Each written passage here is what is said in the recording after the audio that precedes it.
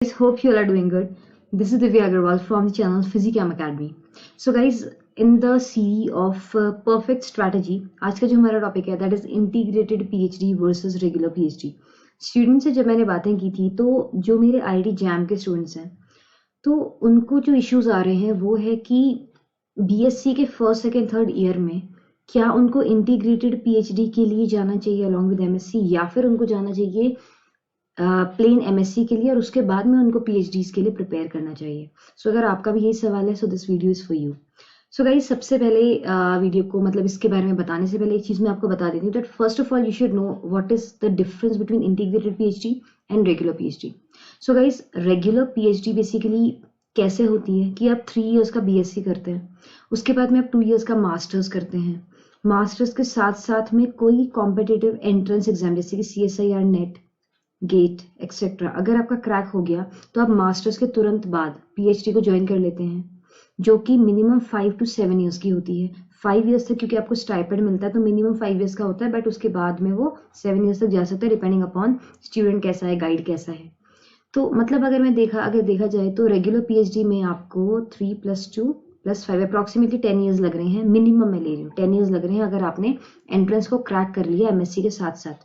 But अगर आपने MSc के साथ साथ नहीं कर पाए, आपने फॉर एग्जाम्पल कोचिंग्स लेने के लिए 1 ईयर आपने गैप मारा MSc के बाद में PhD के एंट्रेंस के लिए प्रिपेयर करने के लिए, तो 11 to 12 इयर्स आपके PhD में लग जाएंगे. आप समझ रहे हो मेरी बात में, ठीक है.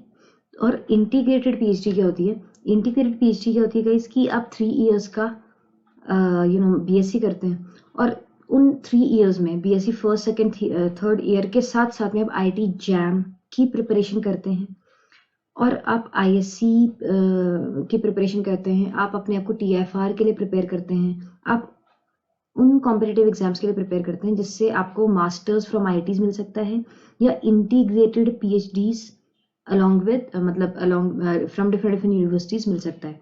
तो अब अगर आप इंटीग्रेटेड PhD करते हैं तो इंटीग्रेटेड PhD का जो टाइम स्पैन या पीरियड होता है वो होता है 3 इयर्स की आपकी BSc होगी, उसके साथ में 2 इयर्स का आपका 3 इयर्स का आपका मास्टर्स होता है और उसके साथ में 2 इयर्स का आपका PhD होता है ना. मतलब इंटीग्रेटेड PhD आपकी टोटल 5 इयर्स की होती है जिसमें 2 इयर्स मास्टर ले लो या 3 इयर्स PhD या 3 इयर्स मास्टर ले लो 2 ईयर PhD, जो भी है ओवरऑल 5 इयर्स में आपका मास्टर्स एंड PhD दोनों खत्म हो जाते हैं. मतलब 3 इयर्स PhD ले लो, ठीक है.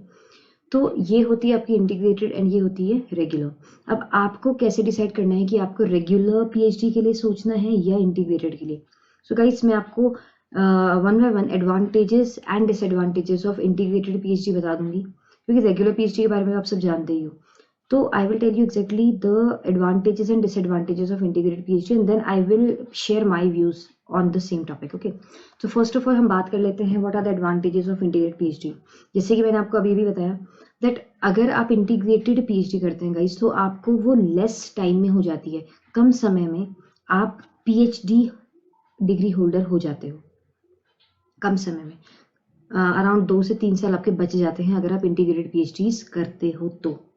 दूसरी जो बात है यहाँ पे इंटीग्रेटेड PhD का दूसरा फायदा ये है कि आपको एक ही टाइम एंट्रेंस देना है. मतलब आप IIT जैम प्रिपेयर कर रहे हैं उसके साथ में ही आप या तो TFR दे दें, TFR से करना है तो ISC से करना है तो IIT जैम में आप अच्छी रैंक ले आए.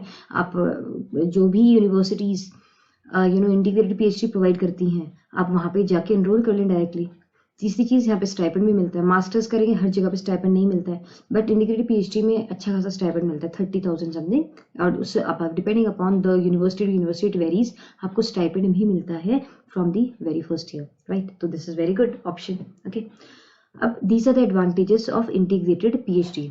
अब तीसरी बात क्या है, what are the disadvantages of integrated PhD. Disadvantage में ये होता है गाइस, यहाँ पे सिर्फ आपको एक ही डिग्री मिलेगी MSc PhD की, एक ही डिग्री मिलेगी.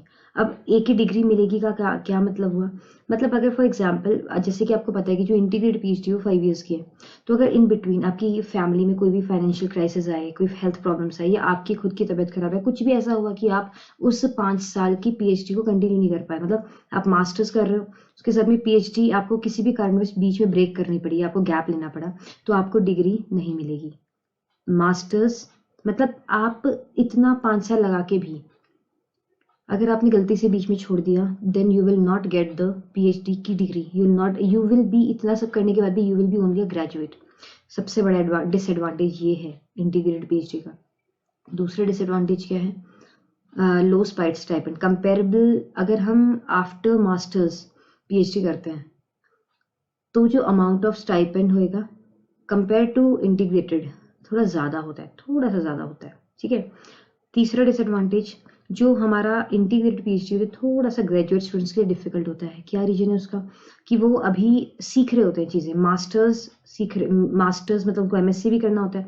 अब फर्स्ट ईयर में तो इतना ज़्यादा वर्क नहीं होता है, रिसर्च वर्क, आर्टिकल वर्क नहीं होता है, बट जैसे जैसे आप सेकेंड ईयर में जाते हैं, थर्ड ईयर में जाते हैं, तो आपका बहुत ज़्यादा बर्डन पड़ जाता है। मतलब आप थ्योरी भी करते हो, एमएससी की भी पढ़ाई कर रहे हो, उसके साथ में आप रिसर्च पेपर्स को भी देख रहे हो, आप लैब भी संभाल रहे हो, फिर आपको रिसर्च आर्टिकल्स और उसको कैसे लिखना है, you should know how to write down the research papers, you should know how to perform all that. तो वो सब ना स्टूडेंट के लिए बहुत ज़्यादा बर्डन बन जाता है, एक ग्रेजुएट स्टूडेंट के लिए जो बीएससी करके आया है।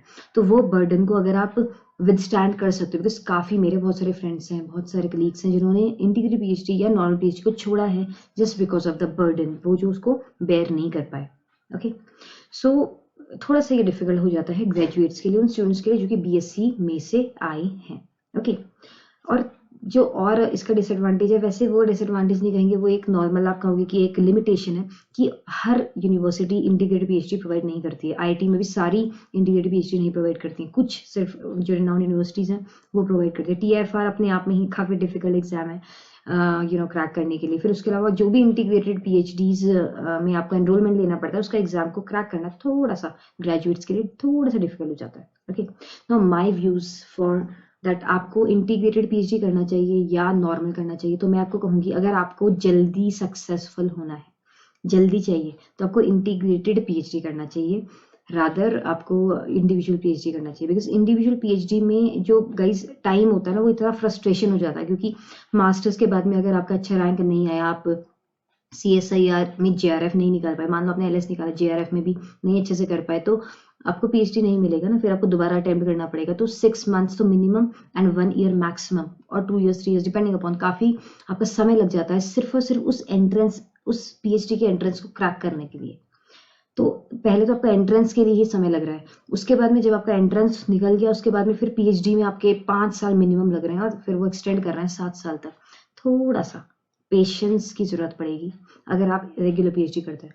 बट अगर आप इंटीग्रेटेड पीएचडी करते हैं, अगर आपका रियलिटी में पीएचडी करने का है कि हाँ मुझे पीएचडी करनी है, तो फिर आपको इंटीग्रेटेड करनी चाहिए, क्योंकि उससे एक तो आपका समय बचता है, दूसरा आप जल्दी से ग्रेजुएट होकर जल्दी से पीएचडी होल्ड करके आप अपने आगे की जो भी आपके एंडिवर्स हैं उनको आप कवर अप कर सकते हो, उनको आप फॉलो अप कर सकते हो। फाइन, अब तो अगर आपको करनी ही है पीएचडी, तो आप पहले से माइंड सेट कर लो, और मैं आपको सजेस्ट करूंगी कि आप बीएससी सेकेंड ईयर से ही इंटीग्रेटेड पीएचडी की प्रिपरेशन शुरू कर दो। मतलब अगर आपको रिसर्च करनी है, आपने मान लिया, एक तो होता है कि रिसर्च करनी है, और एक आपने मान लिया है कि यार मुझे बस मास्टर्स करनी है फ्रॉम IITs और फ्रॉम ISCs और समवेयर। अगर से मास्टर्स करनी है, IIT JAM की प्रिपरेशन फर्स्ट ईयर से शुरू कर दो। अगर आपको इंटीग्रेटेड पीएचडी करनी है, तो फर्स्ट ईयर से बीएससी की आपको IIT JAM की प्रिपरेशन तो करनी है, उसके साथ साथ में वो इंटीग्रेटेड जो पीएचडी के लिए आपको पता है TFR होता है, आपको पता है कि काफ़ी सारे एंट्रेंसेस होती हैं अदर देन IIT JAM, जिनके थ्रू आप पीएचडी इंटीग्रेटेड पीएचडीज को ज्वाइन कर सकते हो फ्रॉम दोज रिनाउंड इंस्टीट्यूट्स।